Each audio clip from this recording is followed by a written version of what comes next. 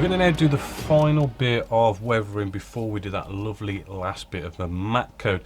Now this final bit of weathering is doing some post shading. I like to call it the final post staging stage.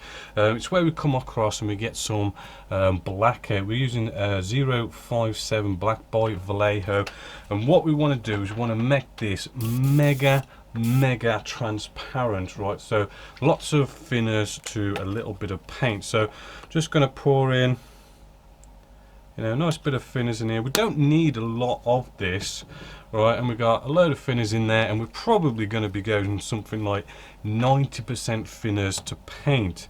So maybe just a couple of drops in here, maybe 2 or 3 drops.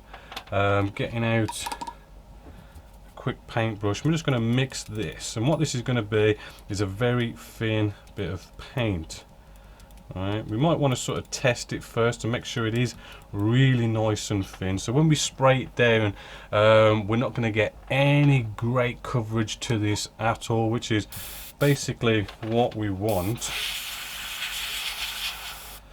Right, and what we're going to do is we're just going to target certain areas as well as decals, right? Remember, the decals haven't had really any weathering to them. We've done all this pre-shading, bleaching, post-shading, and the decals haven't had any of that.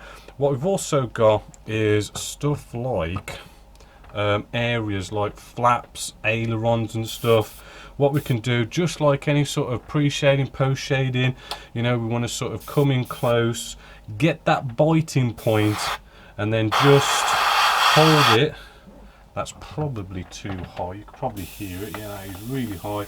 You want to be below about 20 psi, right, because I mean this is really thin paint, so when we sort of spray it, because it's very thin down paint, it atomizes a lot easier. You don't need so much air pressure. So I'll just knock that down, and then we're just running along there, right? And all I've done is a little quick spray across there, and you might just be able to see that just on our, you know, our ailerons and stuff just here, it's gone a little bit darker than it is over here. It just emphasizes that bit more weathering. So there's areas like that. We have our exhaust cans as well. We could just give them a little bit of a spray there just to create a bit of soot or something like that. Remember, it's so thin down that we're not spraying over our model or anything. Let's just get the underside as well. Maybe generally like a little squiggle around the actual engine area, not to sort of add any coverage, but just to give it that little bit of a darkening in that area, right? Sometimes I like to just right where the nose is, right, just direction of flow, just spray a bit around there just to kind of show a bit of weathering sort of going across there. Again, nice and subtle, right? We can then move this. We've got our wings just here. We could do some like streaking effects, like if we get our airbrush, get that biting point, but then just flick it across, right? So it's probably a good idea, kitchen paper towel, and just practice doing this flicking thing, and we just flick across the wings, so it just shows a little kind of almost like a little black streak, and hopefully you can just see those little light sort of sprayed black streaks. Again, you don't want to be going too far over the top. You know, you could even go off and maybe just pick a panel line just to sort of maybe weather up a panel line or something, just to, you know, show a bit more of a darky area. So we could just come here, for instance, and just very slowly and lightly give that just a little bit, just darken that up, nothing major. Also, because it's so thin down and we're not really, you know, you've got to really sort of remember, we're really not spraying the model in a sense. It's just like a light dusty misting. We've got stuff like decals. Again, as I've said, we haven't really weathered them, so we could just from a distance just do a little blast over, and it just knocks the decals back just a little bit. Got some more decals over here, just a bit of a light breeze over, and because we're so transparent, so thin, we're not really seeing like a patch of black spray. It just kind of dulls it a bit, which then blends in the decals as well. We've got these big decals just here as well. I mean, they could get a little bit of a, you know, do sort of like a squiggle, like you would do, almost like bleaching, where you kind of do those squiggly Tetris shapes and stuff.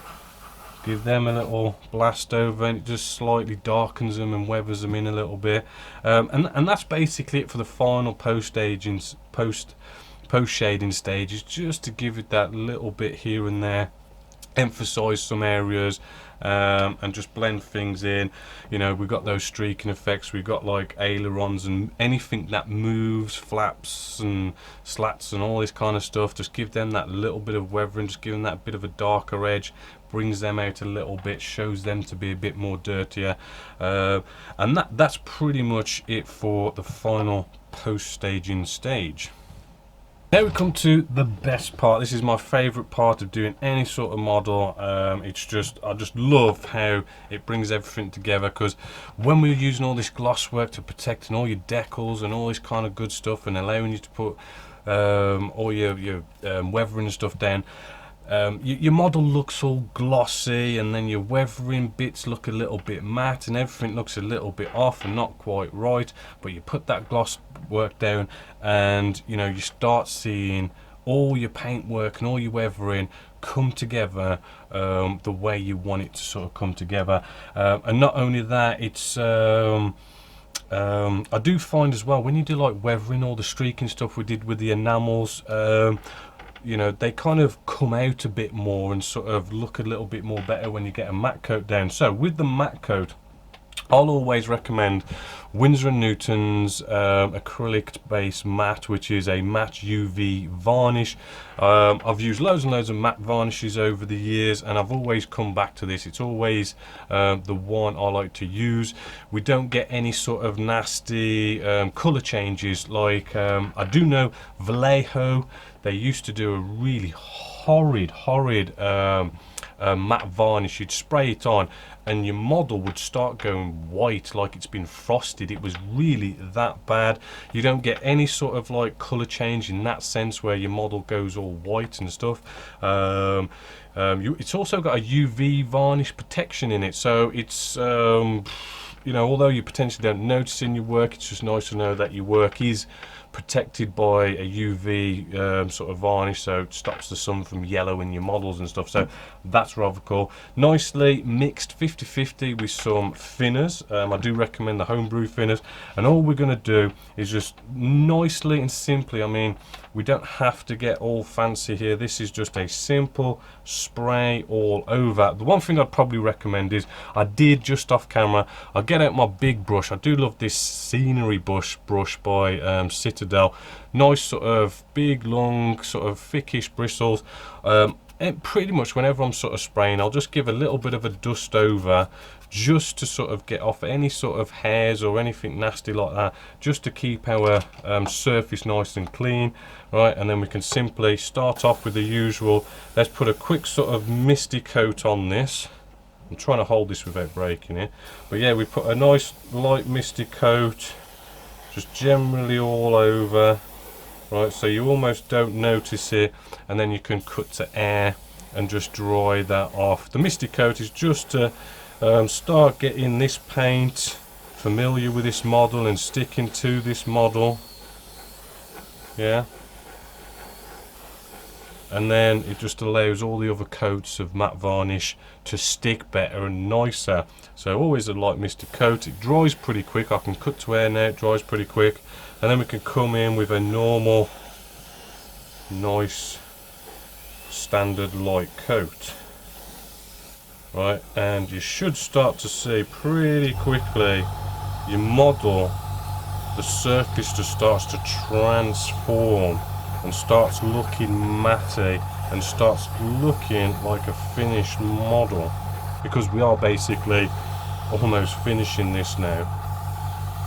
Right, so I've just done a quick bit there. It's just a light misty coat and a light coat, and hopefully you can sort of already see, you know, things are starting to look matte. We're starting to see the surface for what it's going to look like in the finish stage.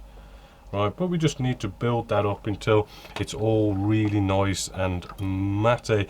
I know some of you guys don't prefer to go matte. Some people do kind of like to go the satin route. Again, Winsor & Newton do a satin version just as good. I personally don't like it. I do like to go nice and matte because you do kind of need to keep in mind scale effect. Right, scale effect is where you've got to try and sort of look at this as you know, in scale, because we are here we're looking at this on one scale. This is 1/48 scale, and it's not what it would be like in real life. So in real life, if you were this close from the aircraft, right, you'd be right up against it. And these aircraft do have like a nice satin sort of finish on it, even glossy in some cases. But if you were to take my distance, my eyes to this 1/48, I don't know, you're probably talking like I'm about 40 inches away or something, right? In real life, if that 40 inches would turn into me being, I don't know what the math is, but I don't know, you could be like several meters away from the actual aircraft. And as you step back from a real life aircraft, it doesn't look so glossy, you know, the colors change, it starts to look more matte rather than glossier, and it's just one of those things. So normally in scale modeling we kind of go one step down. So if something is glossy, we step down to satin to take in account for scale effect. In this case, the real aircraft I think's like satin, so we're stepping down to gloss. And you know, it'd be something like really like a Ferrari or something. That's like a high gloss finish, and probably step down to a gloss really. Personal preference really, but just try and take in that scale effect of, you know, your eyes looking at this actually in real life is you looking at the real aircraft, you know, standing way back. And if you look at, you know, an aircraft standing way back, it doesn't look so glossy, and the colours do change as well. But it's quite a big subject to sort of look into. Probably best sort of Google it and stuff, and really you can just go to any sort of air show, and just, you know, you could potentially, you know, you can look at these aircraft like right up against them, and then you can just walk back like meters and meters and be like, yeah, you know, you can see the changes in color and all this kind of stuff. So just a little subject to sort of throw out there and just keep in mind. So I'm now going to go off and get all this really nice and mattified.